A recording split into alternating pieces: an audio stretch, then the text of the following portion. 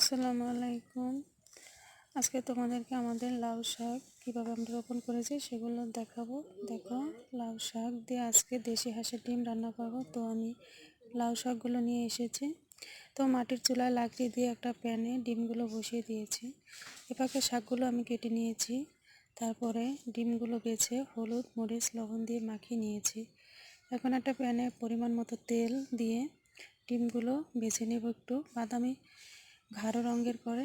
তারপরে ডিমগুলো নামিয়ে নেব। এরপরে পেঁয়াজ রসুন দিয়ে দিলাম, পরিমাণ মতো একটু পানি, হলুদ মরিচ দিয়ে কষিয়ে ভালো করে উপরে তেল না আসা পর্যন্ত কষিয়ে এরপরে এর ভিতরে শাক দিয়ে দিলাম।